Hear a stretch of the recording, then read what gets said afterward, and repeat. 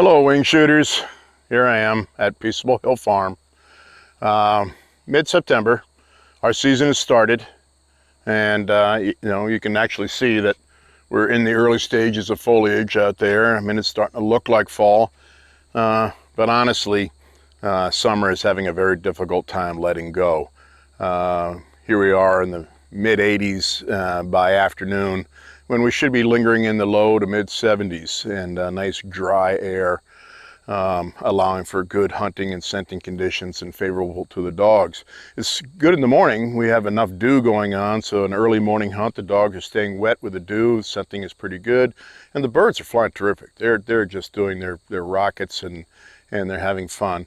But in the afternoon, it gets just a little bit warm and not suitable for the dogs, and really not that good hunting. So we've had enough of a season, though, that I'm getting reminded of everyone's nemesis in the field, as a couple of shooters have come out of the field and told me about their issues with peaking, that they still can't seem to stop peaking. Well, peaking is a wing shooter's term for lifting the head at the time of squeezing the trigger or just prior to squeezing the trigger. And it's usually caused by not truly acquiring the bird before the gun mount. It's a reversal of priorities. People think that as soon as that bird flushes, the most important thing to do is get in that gun as fast as I can. And now I'm going to go try to see what color eyes this bird has. Now I'm going to try to get its angle, its speed, and its distance. But I have all this mass in my way, this barrel mass in my way, and I can't see without looking around it, and that forces peaking. So the reason why it's difficult to stop peaking is because even though peaking is what led to the miss, it was a mistake prior to that created peaking, and that's why you can't correct it, because if you don't correct that mistake, then the subconscious is just overwhelmingly strong and you will peak. In fact, the subconscious is so strong that I've had individuals here that I'm instructing, and I'll throw a target for them. They're in their low gun, and they feel like they have to rush into a gun mount. And then they can't see the target because they rush so fast in the gun mount and they're trying to acquire. They lift their head, and then they miss. And they say, oh, well, I know why I missed. I didn't finish my gun mount. And they're surprised to hear from me that, no, you actually finished your gun mount. In fact, the gun mount was fantastic. But you had to come out of that gun mount to be able to see around the gun because you didn't see the target first. You can't swing the baseball bat until you see the stitches on the baseball. And that's what's happening here. So we have to learn a methodology that allows you to acquire the bird. That's priority one. Then mount the gun. Never lose that target acquirement, that bird acquirement. Never feel like you're disconnected. Okay? So the mistake looks something like this. This is a beautiful 126-year-old William Evans. The chambers are empty. We're going to have a bird that's flying slightly quartering away, a lot like a bird, ground flush quail, grouse, pheasant, what have you. And that urgency to mount the gun looks something like this. Oh, I got to start my trap. Sorry about that. Now we're ready. So I'm in my ready position. Bird flushes, and I mount and I chase, and then my head comes up because I'm trying to look for the target there. All right. This is again what it looks like. I mount and I chase, looking for the target again. So what I want to do is I want to move in harmony with that bird. I want to reverse my priorities. I do not want to get into the gun as soon as possible. I want to see the stitches on that baseball first before I swing the bat.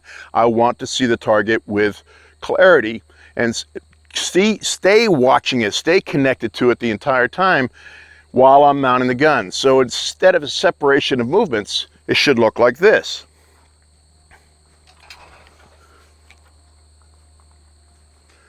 I should be moving in harmony with that target.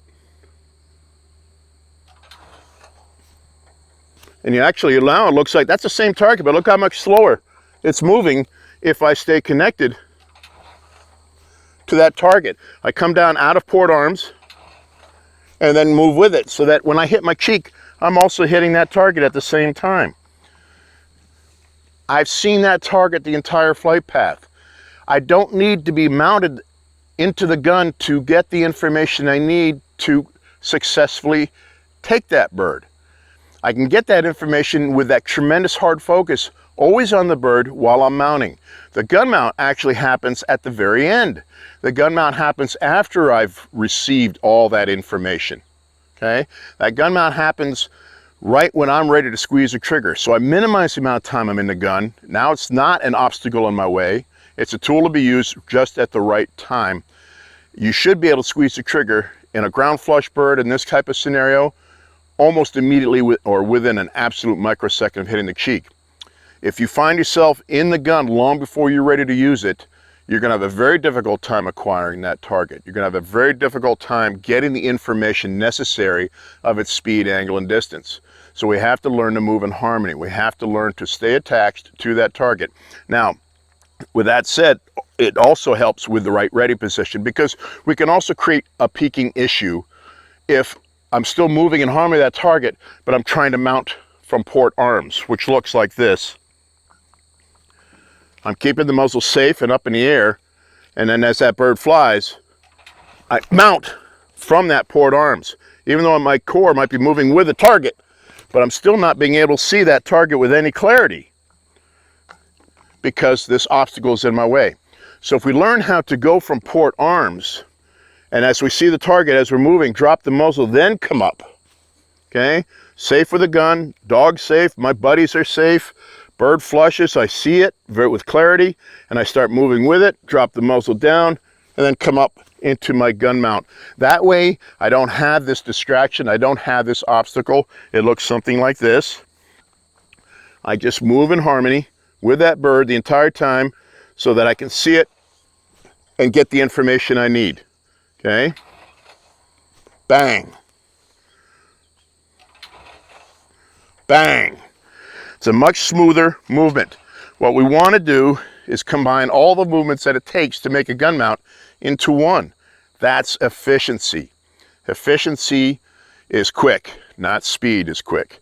Efficiency gives you information. It gives the intuitive mind, the instinctive mind, all the information it needs to be successful.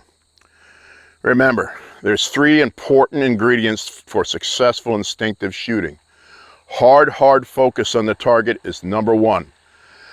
Good, deliberate, disciplined practice to create high-quality muscle memory is number 2.